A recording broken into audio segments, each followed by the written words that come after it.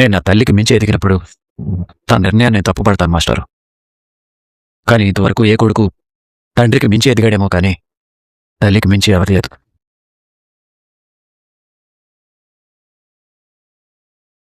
మీ నిర్ణయాలు మీకే వదిలేస్తున్నాను. కానీ మీ కొడుగ్గా మీరు కలిసి ఉండాలనే కోరుకుంటున్నాను.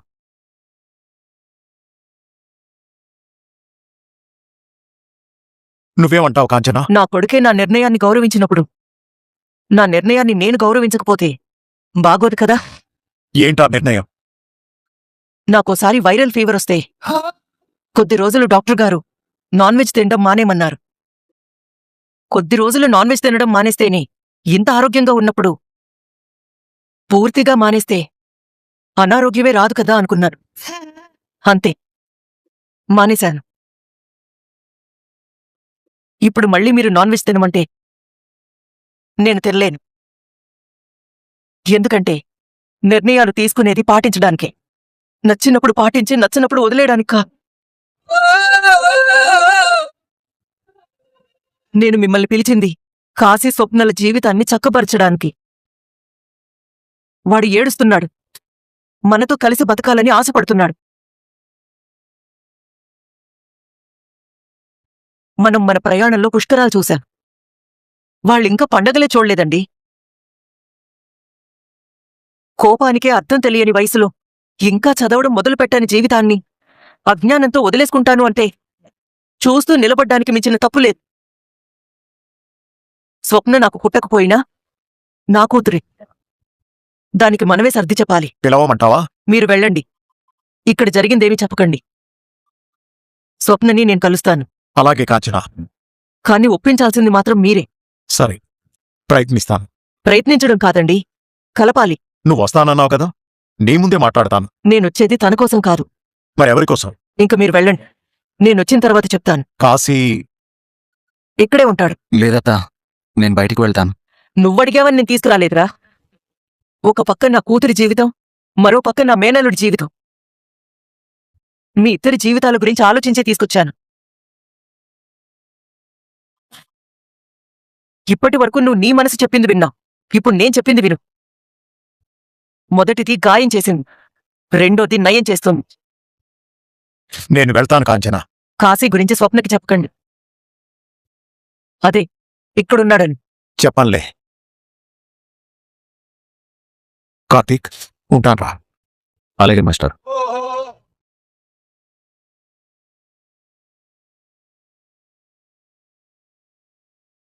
కాశీ, భోజనం చేసావా? ఏదో తిన్నాడ్రా, నా మాట కాదనలేక. దీపా, నువ్వు వంట చేసి కాశీకి భోజనం పెట్టు. అలాగే ముందు స్నానానికి నీళ్లు పెట్టి స్నానం చేసి నా బట్టలు వేసుకుంటాడు. బావా, ముందు నువ్వు లోపలికి వెళ్ళు, తర్వాత మాట్లాడుకుందాం. దీపా, నువ్వు వెళ్ళు. దీపా.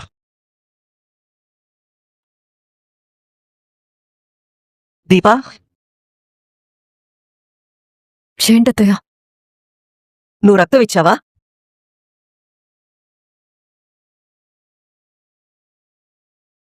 దీప బ్లడ్ ఇచ్చిన సంగతి అమ్మకెలా తెలిసింది? నేను బ్లడ్ ఇవ్వడం ఏంటత్తయ్య? బ్లడ్ తీసుకుంటేనే కదా చేతికి ఇలాంటి బ్యాండేజ్ చేసేది.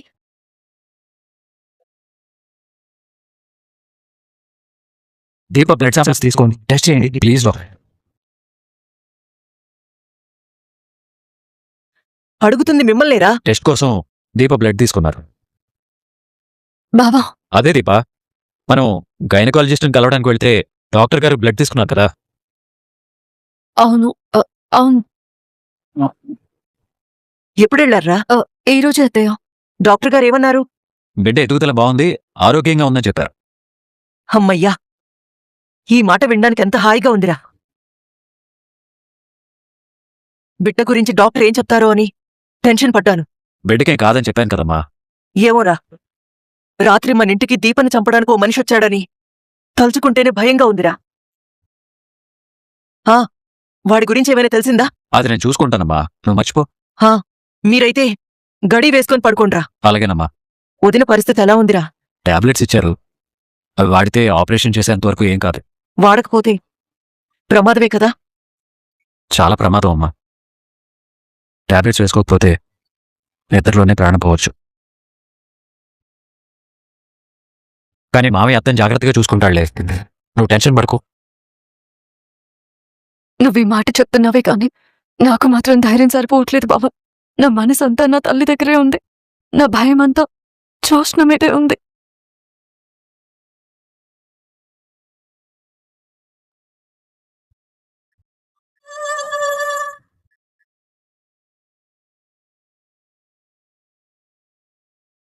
పోలీస్ స్టేషన్కి వెళ్దాం పదా. నీ కొడుకుని ఎవరు కిడ్నాప్ చేశారు? ఎవరి మీద అనుమానం ఉంది అంటే ఏం చెప్తావు? నీ మీదే అనుమానం ఉందని చెప్తాను. నేను ఇన్ని కష్టాలు ఎందుకు పడుతున్నానో తెలుసా? నీ గురించే మమ్మీ. నీకు బ్లడ్ క్యాన్సర్ వచ్చిన దగ్గర నుంచి నాకు బ్రెయిన్ స్ట్రోక్ వస్తుంది. నిన్నెలా కాపాడాలి అని తలుచుకుంటే చాలు బుర్ర పాడైపోతుంది. వీటి నుంచి ఉపశమనం కావాలి మమ్మీ.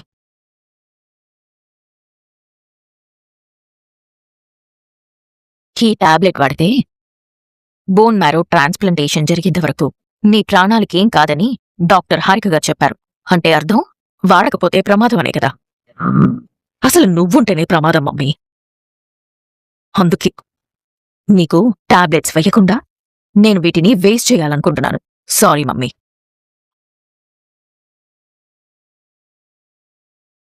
ఆటవిక ధర్మం మనిషికి నేర్పించింది ఇదే. మనకి అడ్డున్న దాన్ని దేన్నైనా మన స్వార్థం కోసం తొలగించచ్చు. నా జీవితానికి అడ్డుగా ఉంది నువ్వే. హ్యాపీగా పడుకో మమ్మీ.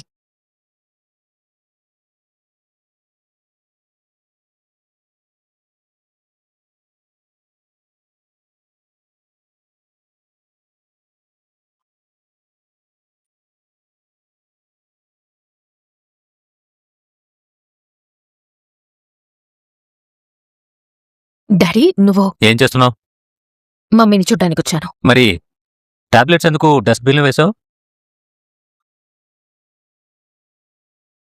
నిన్నే అడిగేది. మీ అమ్మకి ఇవ్వాల్సిన టాబ్లెట్స్ డస్ట్బిన్లో ఎందుకు వేశావు? ఏంటి? టాబ్లెట్లు డస్ట్బిన్లో వేసిందా?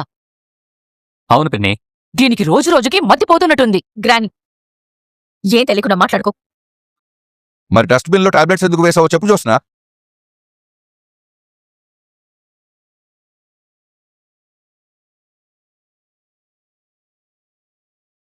కింద పడిపోతే టాబ్లెట్ పనిచేస్తుందా? ఎవరు అర్థం చేసుకోరే? ఏమైందమ్మా? ఏం లేదు మమ్మీ. ఏమీ లేకపోవడం ఏంటి జ్యోత్స్న? నువ్వు టాబ్లెట్స్ డస్ట్బిన్లో వేయటం నేను చూశాను.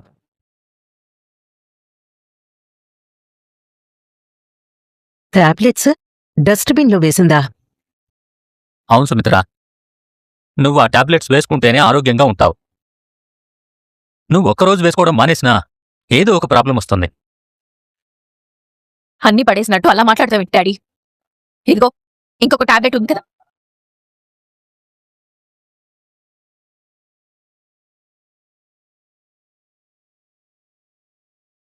నా కళ్ళ ముందే అన్నీ పడేసింది కదా, మరి ఇదేలా వచ్చింది?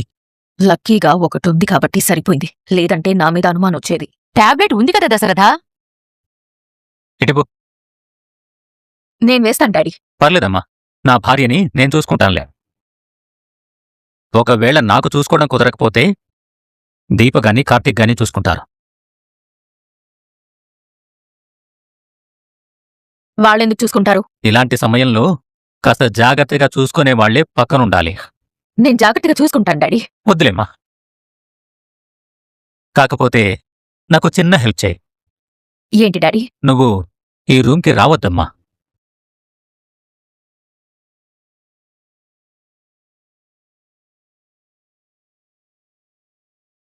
ఏదైనా అవసరమైతే నేనే పిలుస్తాను. వెళ్ళమ్మా. అలాగే డాడీ.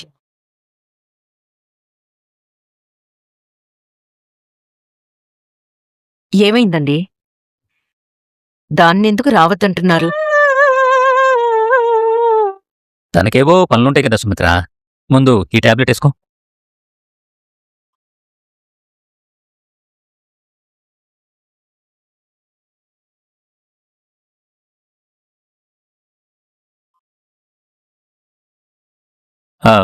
జ్యోత్స్న నీకేమవుతుందోనని భయపడుతుంది సుమిత్ర.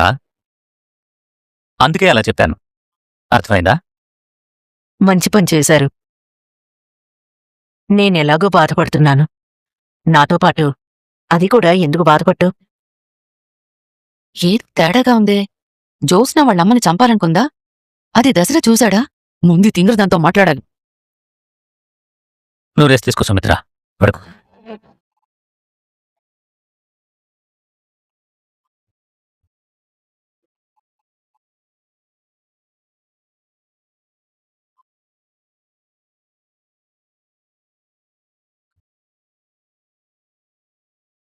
ఒకవేళ నాకు చూసుకోవడం కుదరకపోతే దీపక్ గాని కార్తిక్ గాని చూసుకుంటారు. నువ్వు ఈ రూమ్కి రావద్దు. ఏ ప్లాను వర్కౌట్ అవ్వట్లేదు. నేను టాబ్లెట్స్ డస్ట్బిన్లో వేయడం డాడీ చూసేశాడు. ఇప్పటి వరకు గ్రానీ సపోర్ట్ అయినా ఉండేది. ఇప్పుడు గ్రానీకి నా మీద డౌట్ వచ్చి అన్నింటికీ ఒకటే సొల్యూషన్. నేనెళ్ళి దాసుతో మాట్లాడాలి. నేను అనుకున్నది జరిగితే ఈ ప్రాబ్లం నుంచి బయటపడినట్టే. ఇప్పుడే బయలుదేరతాను. గ్రానీతో కూడా చెప్పాను.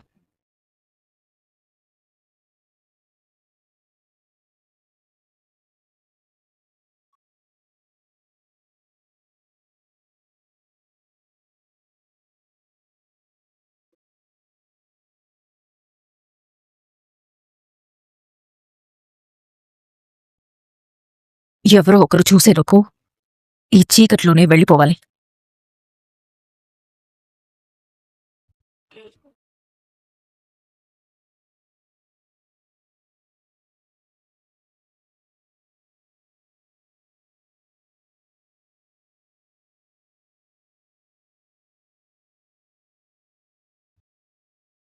గ్రానీ నువ్వా? ఎస్, నేనే. నువ్వు ఎప్పుడు ఏం చేస్తున్నావో ఒక కంట కనిపెట్టుకుని ఉండడానికి ఈ ఇంటికి కాపలా కాస్తున్నాను. నన్నో కంట కనిపెట్టమని నీకెవరు చెప్పారు? నేనే.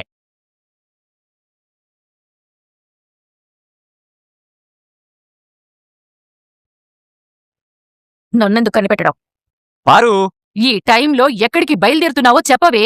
ఏంటి గ్రానీ ఇది? బావా అడగమంటే నువ్వు అడుగుతావా? పారు, ఆ!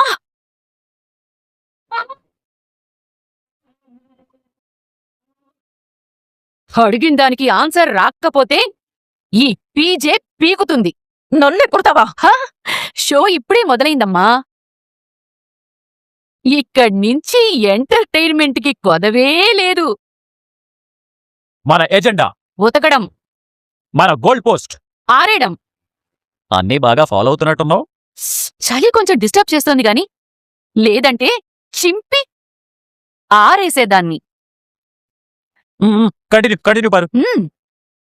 చెప్పవే, ఎక్కడికి బయలుదేరావు? ఫ్రెండ్ దగ్గరికి. నమ్ముతున్నావా? నమ్మట్లా. నమ్మట్లేదంటే నమ్మట్లేదంట. నమ్మకపోతే నన్ను కొడతావేంటి? పారు,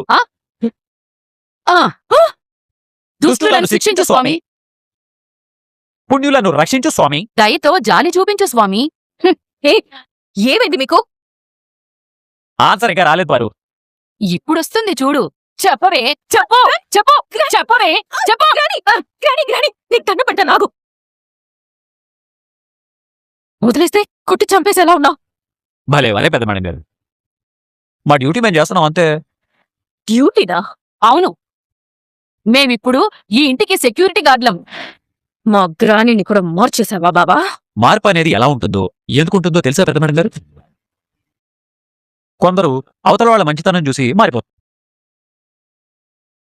కొందరు మానవత్వం చూసి మారిపోతుంటారు,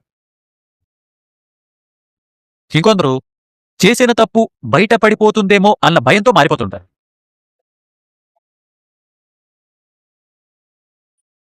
మనిషి చేసే వాటిల్లో అన్నిటికంటే పెద్ద తప్పు ఏంటో తెలుసా? మన బలహీనతని ఎదుటి వాళ్ల చేతుల్లో పెట్టడం. అవతలవాడు మనకంటే తోపైతే మనం పెట్టకుండానే మన జుట్టు వాడి చేతుల్లో పెట్టుకుంటాడు. ఒకసారి దొరికిందో ఆ ఆట మొదలైనట్టే. ఈ గేమ్కి రూల్స్ ఉండవు, ఎథిక్స్ ఉండవు. నిజాయితీ ఉన్నవాడు నిలబడతాడు, తప్పు చేసినవాడు శిక్షించబడతాడు. చాలా బాగా చెప్పావు బాబా. ఇవన్నీ వైట్ పేపర్ మీద రాసి నీ ఇంటి గోడ మీద అంటించుకో. శౌర్య చదువుకోవడానికి పనికొస్తాయి. పిల్లలే కాదు, పెద్దవాళ్ళు కూడా చదువుకోవచ్చు పెద్ద మేడం గారు. ఇది చెప్పడానికి వచ్చావా? రాలేదు, రమ్మన్నా. ఎవరు? నేనే రమ్మన్నాను.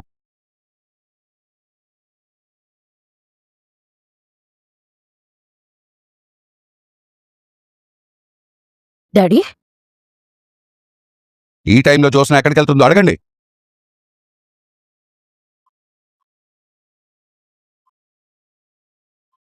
ఏంటి డాడీ ఇది? ఇక్కడేం జరుగుతుంది? నా మీద అనుమానంతో బావని కాపలాగా పిలిచారా? అని నీతో ఎవరు చెప్పారమ్మా? అర్థమవుతుంది కదా. అయితే నువ్వు ఎక్కడికి బయలుదేరావో చెప్పు. రిపోర్ట్స్ నెగటివ్ గా వచ్చేసరికి అదేదో నేనే తప్పు చేసినట్టు అందరూ నన్నే తప్పు పట్టారేంటి? నాకు నిద్ర పట్టట్లేదు. నైట్ రైడ్కి వెళ్దాం అనుకున్నారు. అవసరం లేదమ్మా, నువ్వు లోపలికి వెళ్ళు.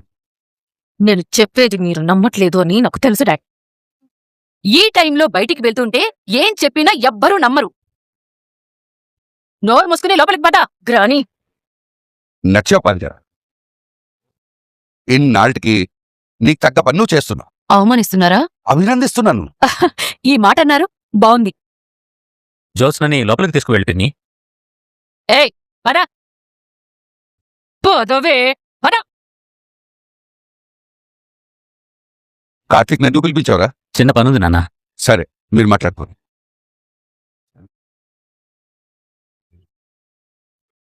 చెప్పావయ్యా, అర్జెంట్గా ఎందుకు రమ్మన్నావు? నువ్వు వచ్చి మంచి పని చేసావురా. లేదంటే జ్యోత్స్న ఎక్కడికైనా వెళ్ళిపోయేది. పోతులు గ్రాని, బావతో కలిసిపోయి నన్ను ఫూలు చేస్తావా? ఏంటే కలిసిపోయేది? వాడు చెప్పినట్టు చేస్తే దాస్ ఎక్కడున్నాడో కనిపెడతానన్నాడు. అందుకని నన్ను కొట్టావా? దాస్ ఎక్కడున్నాడో నీకు తెలుసా? నువ్వు ఇలా తయారయ్యావేంటికి రాని? నాకు ఎవరిని నమ్మాలో తెలియడలేదే. అసలు నువ్వు బయటికెందుకు వచ్చావో చెప్పు. నా టైం బాగోక. ఓ, టైం బాగోపోతే తల కొట్టుకోవాలా? ఇదేదో తేడాగా ఉందే. ఇంతకీ ఆ కార్తీక్ గాడు ఎందుకొచ్చినట్టు? జ్యోత్స్న ప్రవర్తన మీద నాకు చాలా అనుమానంగా ఉందిరా. టాబ్లెట్స్ డస్ట్బిన్లో వేయటం నువ్వు చూసావు మావయ్య? చూశాను. ఇప్పుడేమో ఇంట్లోంచి సైలెంట్గా వెళ్ళిపోతోంది. అసలు జ్యోత్స్న ఎందుకు భయపడుతోంది? దాస్ ఏమయ్యాడు? దాసుని జ్యోత్స్న ఎందుకు చంపాలని ప్రయత్నించింది? దీప మీద అటాక్ చేసిందెవరు? జ్యోత్స్న బ్లడ్ శాంపిల్స్ ఎందుకు మ్యాచ్ అవ్వలేదు? రోజు రోజుకి ప్రశ్నలు, అనుమానాలు పెరుగుతూనే ఉన్నాయి.